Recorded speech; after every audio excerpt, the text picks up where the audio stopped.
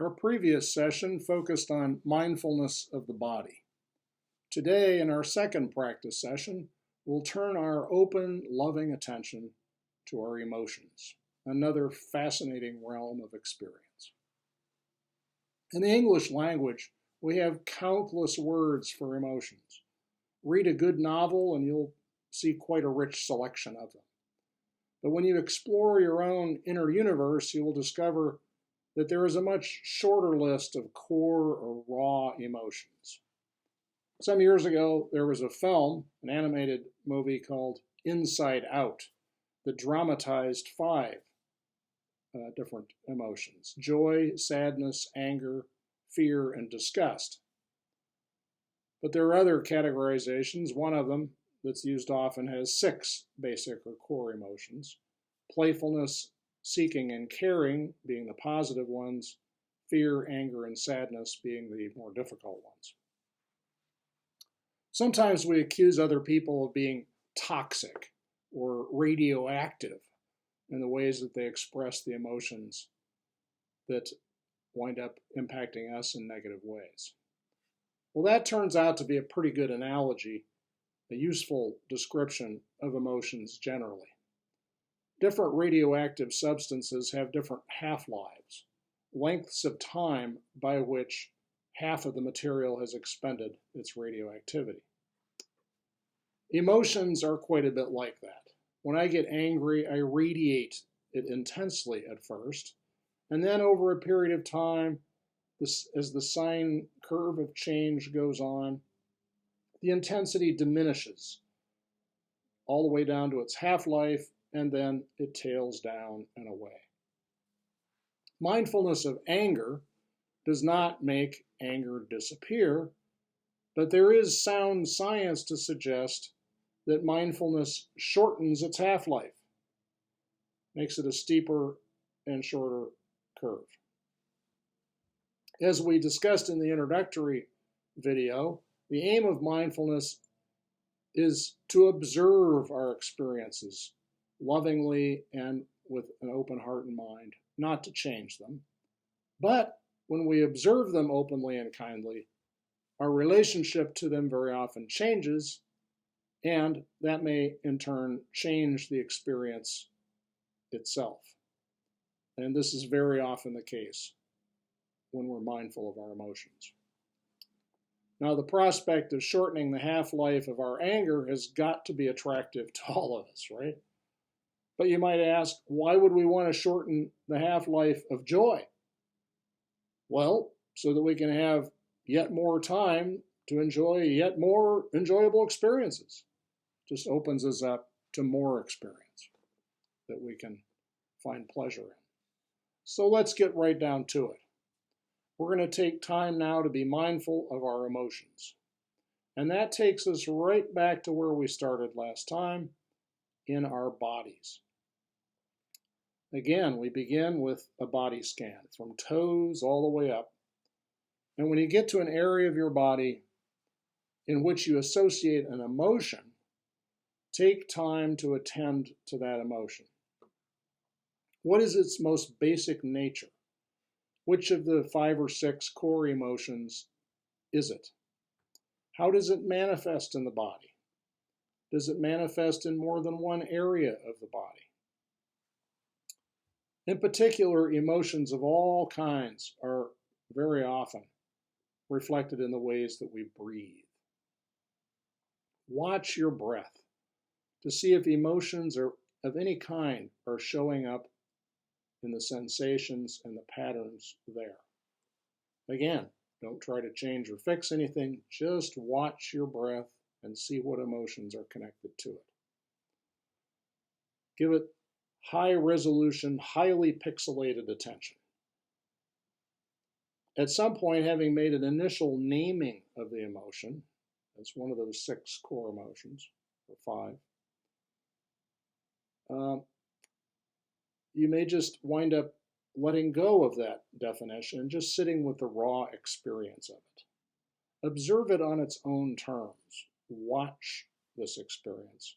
And if it has a flow of change, if it shifts or evaporates, observe that flow. If it dissipates away, then move farther up in the body scan until you notice another manifestation of emotion in the tension, relaxation, or other experience of an area of your body. Again, get into a comfortable position in which you'll stay alert and give yourself enough sensory deprivation to encourage concentration. Set your alarm for 15 minutes.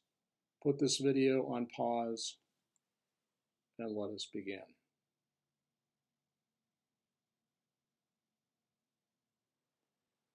What did you experience? What did you observe? What did you discover in that practice? Here's a useful mnemonic that we can use for describing mindfulness practice. Rain. Just like falling out of the sky. Recognize, accept, investigate, and non-identify. Now, non-identifying in relation to emotions means moving from I am sad to I feel sadness. How long does it take for you to move from sensing an emotion to being able to observe it in a conscious way, thus separating the experience from your core identity, your sense of self? For example, you become conscious that you're anxious. In that moment, can you look back and recall when the moment of anxiety actually began and how that anxiety is manifested in the body? Very often there's a gap between the onset of an emotion and our full consciousness of it. It's this time gap that often brings us suffering and confusion. One of the fruits of mindfulness practice is shortening this time gap, giving us much more control over the way that we respond to our emotions. One common emotion is a manifestation of fear that we call FOMO, F-O-M-O, fear of missing out, fear that something is happening that we need to be part of right now. And it leads to a powerful sensation of urgency to do something, take an action, or solve a problem. A very common urge is to reach for your mobile phone and check your messages, right? I have that urge all the time. Well, when that urge arises, before grabbing your phone, observe the urge. Where do you feel that urge? I feel it very often in my arm and my hand before I reach for it. I feel the urge physically there. Try out something, a practice called urge surfing. Stand up on the urge like it's a surfboard and ride it out. Ride it all the way into the shore. Delay acting on the urge long enough to fully experience and observe it. Watch it carefully as you ride it out. Where and how long does this urge manifest in the body? What raw emotions, what raw physical sensations go with it? What's it like? Very often, just by surfing out the urge before acting on it, this urge plays out like a spent wave that then slops onto the beach. And your sense of urgency, your experience of FOMO, might very well melt away on its own. A meditation teacher once was talking with someone who said he was depressed. The teacher asked him, "So, you're aware that you're depressed?" "Yes," he said. And then the teacher asked him, "Is your awareness depressed?" Now that's a crucial question. If a person's awareness itself is depressed, that would be a matter for a different kind of intervention than would be called for in the case of merely experiencing sadness.